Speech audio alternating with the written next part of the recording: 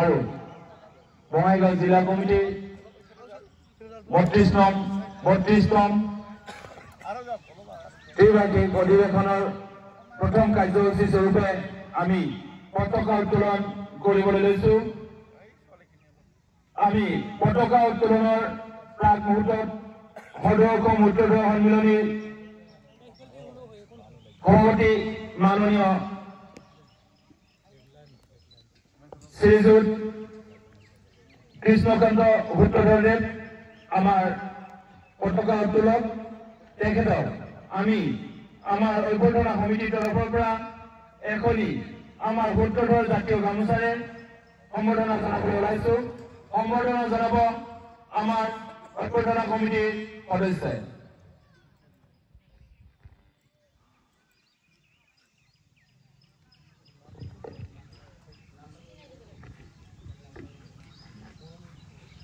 এয়া সম্বৰ্ধনা জ্ঞাপন কৰিছে মৰমী সূত্ৰধৰে।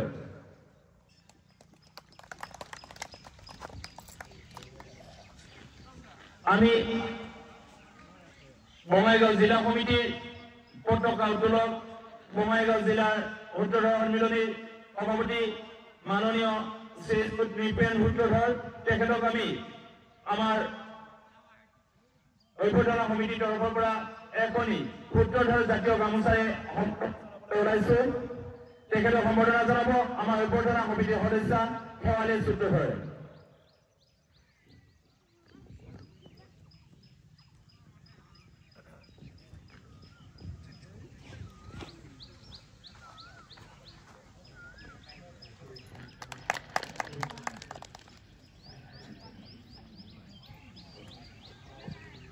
আমি সদৌ অসম উত্তৰধৰ সন্মিলনীৰ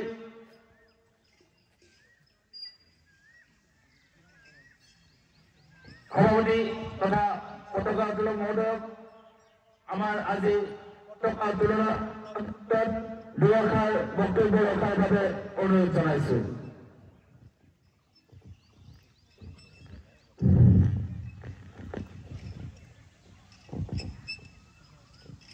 সদৌ অসম সূত্ৰধৰ সন্মিলনী জিন্দাবাদ জিন্দাবাদ। সদৌ অসম সূত্ৰধৰ সন্মিলনী, সদৌ অসম সূত্ৰধৰ সন্মিলনী, সদৌ অসম সূত্ৰধৰ সন্মিলনী, সদৌ অসম সূত্ৰধৰ সন্মিলনী। আজি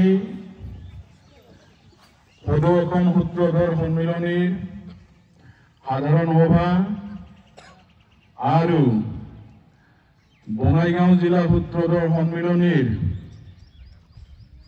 ত্ৰিবাৰ্ষিক অধিৱেশনৰ লগত সংগতি ৰাখি আজি প্ৰথম কাৰ্যসূচী হিচাপে পতাকা উত্তোলন আৰু পতাকা উত্তোলক হিচাপে মই যিহেতু এই সন্মিলনৰ সভাপতি, গতিকে সভাপতি হিচাপে মই পতাকা উত্তোলন কৰিম আৰু এইখিনিতে মই পতাকাৰ তাৎপৰ্য হিচাপে দুআষাৰ ক'বলৈ আগবাঢ়িছো।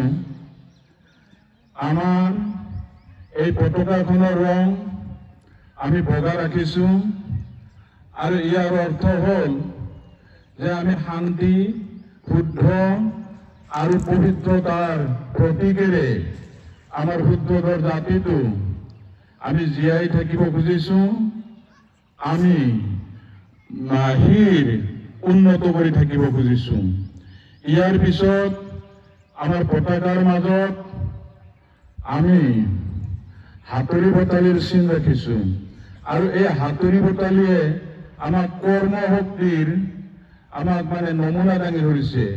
আমি কৰ্ম শক্তিমান হিচাপে, আমি নিপুণ শিল্পী হিচাপে আমি জাতিটো জীয়াই থাকিব খুজিছো।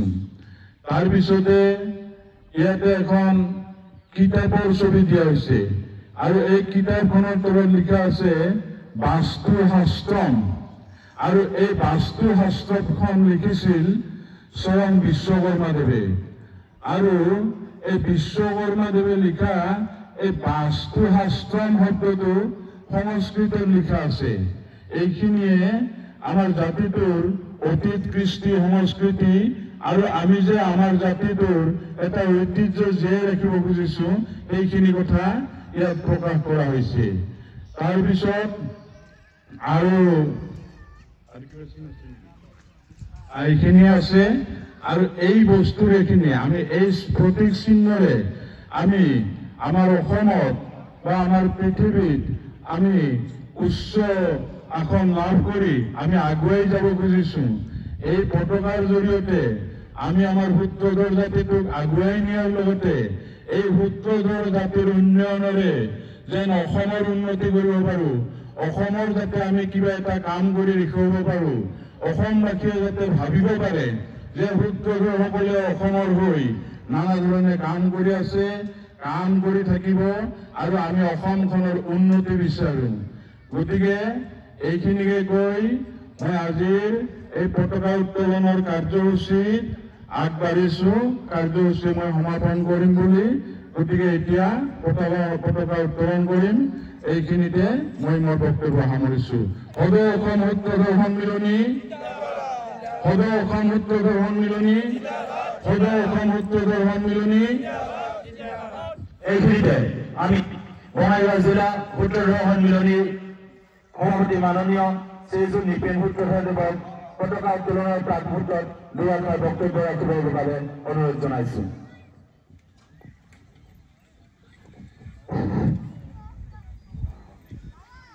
আজিৰ এই পতাকা উত্তোলন অনুষ্ঠানত উপস্থিত সন্মানীয় সদৌ অসম সূত্ৰধৰ ছাত্ৰ সন্থাৰ সভাপতি, লগতে বিষয়ববীয়া, বঙাইগাঁও জিলা কমিটিৰ বিভিন্ন বিষয়ববীয়া,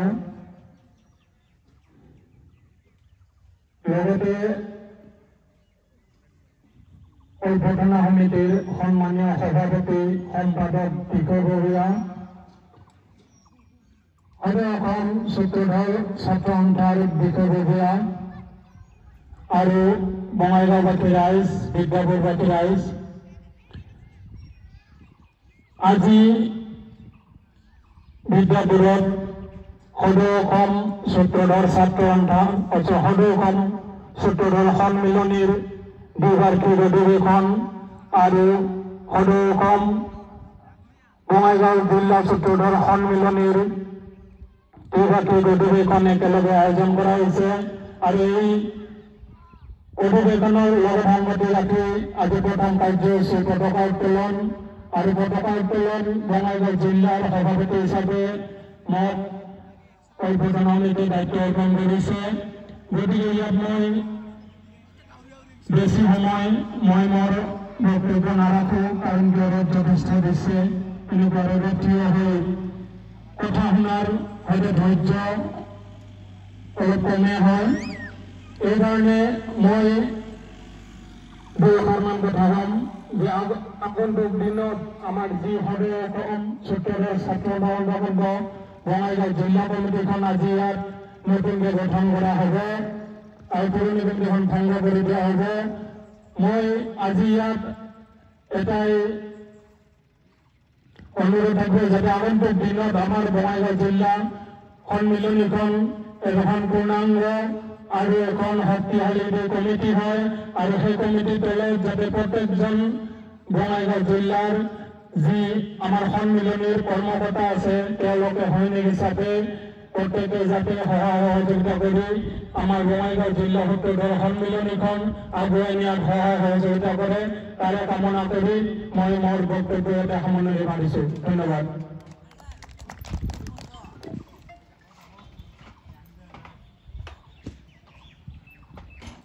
আমি দুয়োগৰাকী সভাপতি মহোদয়ক আগবাঢ়ি গৈ পতাকা উত্তোলন কৰিবৰ বাবে অনুৰোধ জনাইছো আৰু তেখেতসকলক সহযোগ কৰিব জিলা কমিটিৰ সম্পাদক দল তথা উপ সভাপতিসকলে।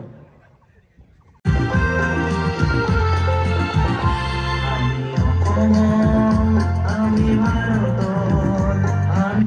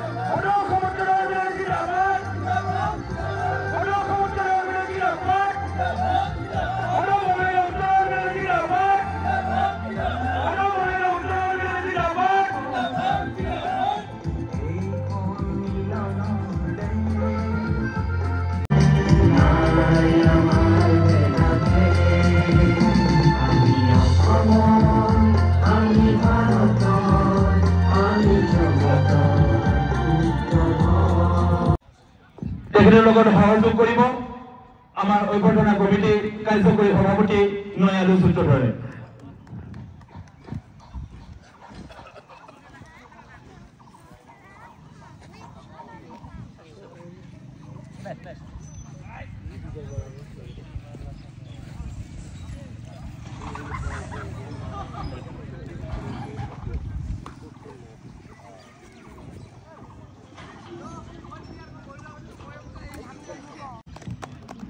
আৰু তেখেতক স্মৃতি তৰ্পণ কৰিবৰ বাবে আগবাঢ়ি যাবলৈ অনুৰোধ জনা হ'ল। তেখেতক সহযোগ কৰিব শ্ৰীযুত নৰেন সূত্ৰধৰ কাৰ্যালয় সম্পাদক সদস্য সূত্ৰধৰ সন্মিলনী দুয়োগৰাকীকে আগবাঢ়ি যাবৰ বাবে অনুৰোধ জনালোঁ।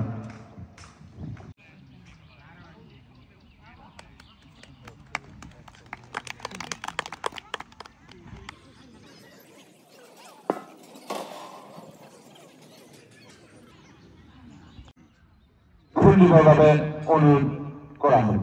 ধন্যবাদ।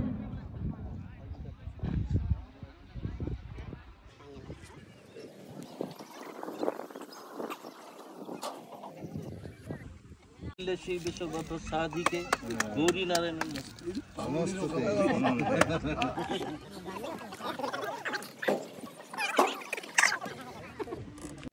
সভাপতি হিসেবে মই আসন গ্ৰহণ কৰিল।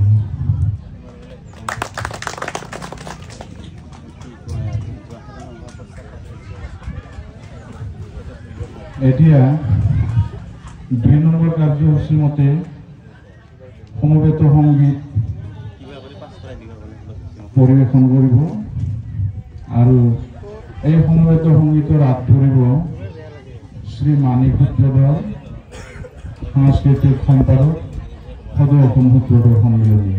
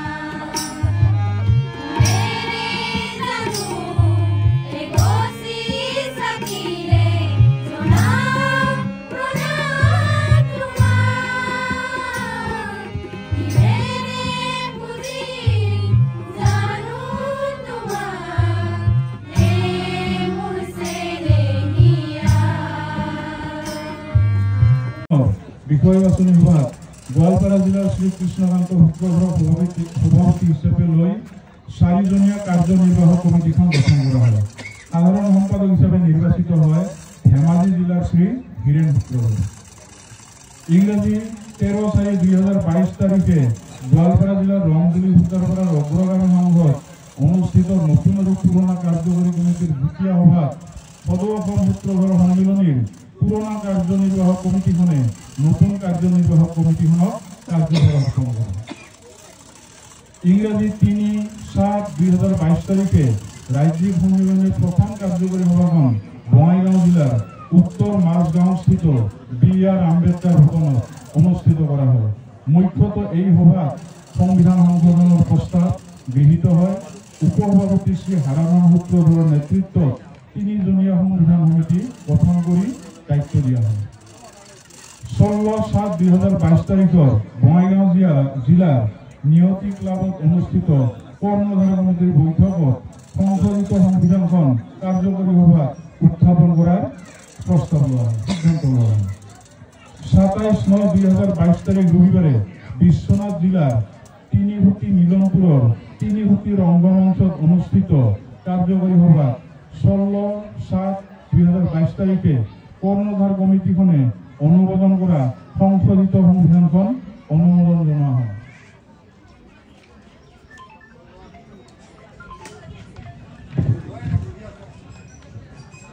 30/10/2022 তারিখে ভার্চুয়াল মিটিংত জনতথ্য প্রপত্র সংগ্রহ আর ব্যাংক একাউন্ট খোলার সিদ্ধান্ত লওয়া হয়। 10/12/2022 তারিখে ধুবুৰী জিলাৰ শালগছাৰ নিয়োগীপাড়ালৈ কৰ্ণধাৰ কমিটিৰ সদস্য গৈ স্থানীয় ৰাইজৰ লগত হোৱা আলোচনাত সাধাৰণ সভা অনুষ্ঠিত কৰিবলৈ অক্ষম হোৱাৰ সিদ্ধান্ত লোৱা হয়।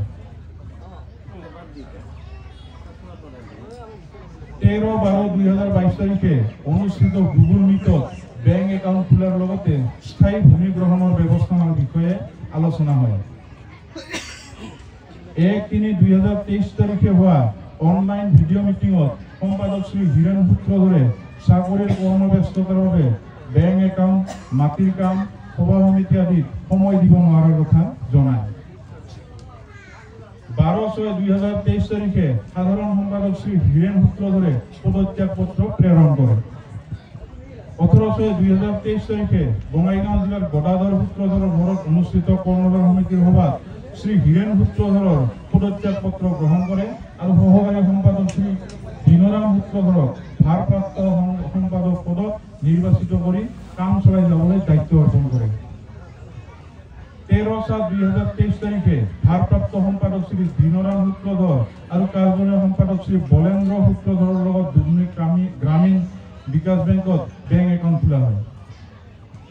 19/10/2023 তারিখে তামুলপুর জেলার পাটকিজুলির পুথিভঁৰালত অনুষ্ঠিত কাৰ্যকৰী সভা শ্ৰী দীনৰাম সূত্ৰধৰক ভাৰপ্ৰাপ্ত সম্পাদক হিসেবে দায়িত্ব অৰ্পণ কৰে আৰ গোৱালপাৰা জেলাৰ বৰমাটিয়া প্ৰথম খণ্ড ৰাজহুৱা গাঁও 56 নং দাগৰ পৃথিৰাজৰ চুবুৰীত থকা 3 কঠা জমি সদৌ অসম সূত্ৰধৰ সন্মিলনে স্থায়ী কাৰ্যালয় নিৰ্মাণৰ ভূমি হিচাপে স্বীকৃতি দিয়া হয়। পৰবৰ্তী সময়ৰ খতিয়ান ভাৰপ্ৰাপ্ত সম্পাদক শ্রী দীনরাম সূত্রধরের প্রতিবেদনত উল্লেখ করা হব বা করা হয়েছে। সদৌ অসম সূত্রধর সম্মিলনী জিন্দাবাদ জিন্দাবাদ জিন্দাবাদ। শ্রদ্ধারে শ্রী কৃষ্ণকান্ত সূত্রধর সভাপতি, সদৌ অসম সূত্রধর সম্মিলনী, দিনাঙ্ক 12/5/2024। বাকীখিনি আমার সম্পাদকে তেখেতৰ প্ৰতিবেদন মঞ্চত উপস্থিত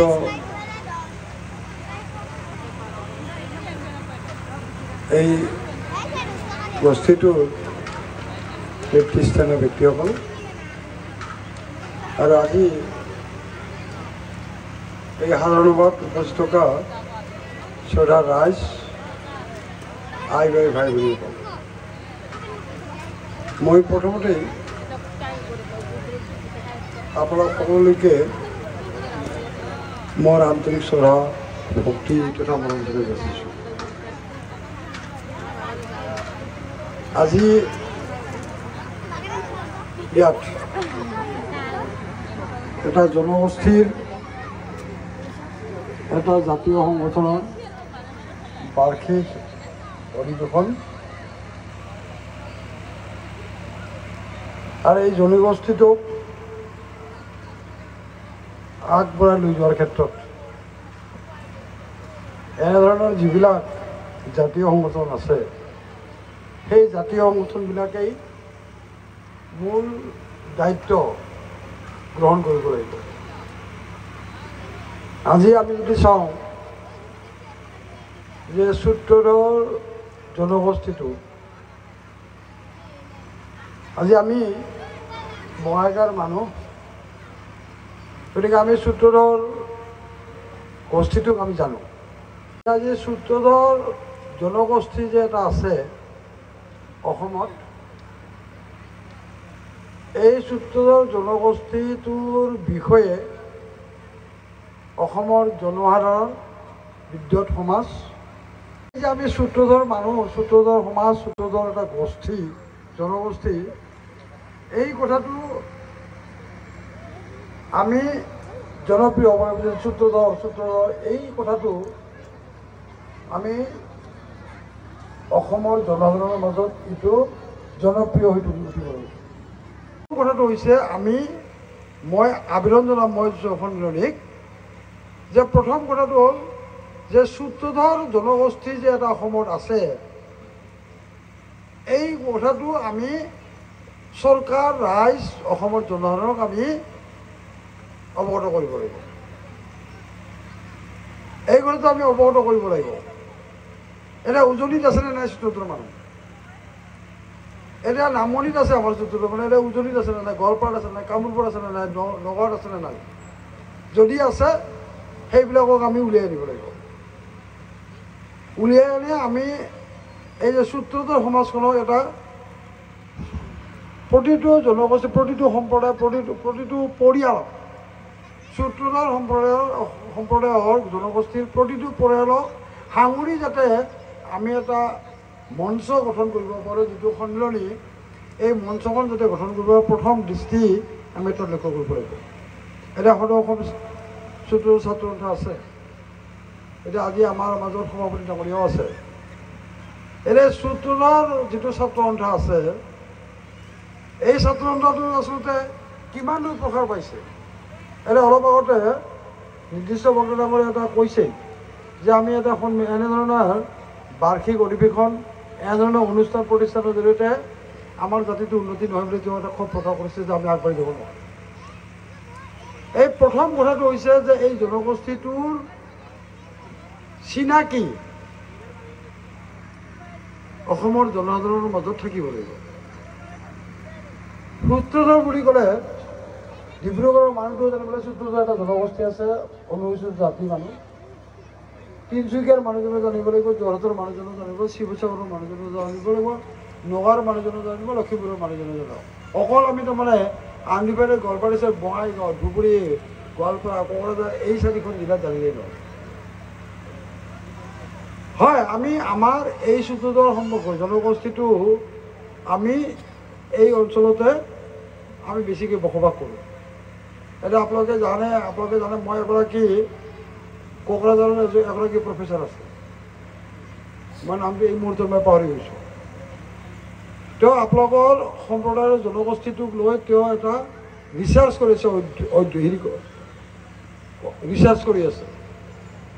এতিয়া সেইগৰাকী যি ৰিচাৰ্চ কৰা সেইগৰাকী প্ৰফেচাৰ, সেইগৰাকী ব্যক্তিক লগত আমি যোগাযোগ স্থাপন কৰি এই জাতিটো তেওঁৰ জৰিয়তে জাতিটো কেনেধৰণে অসমৰ ইতিহাসত বা অসমৰ জনসাধাৰণৰ মাজত কেনেকৈ চিনাকি পাব পাৰে তাৰ ব্যৱস্থাটো কৰিব লাগিব। মই প্ৰথমতেই এই জনগোষ্ঠীটোক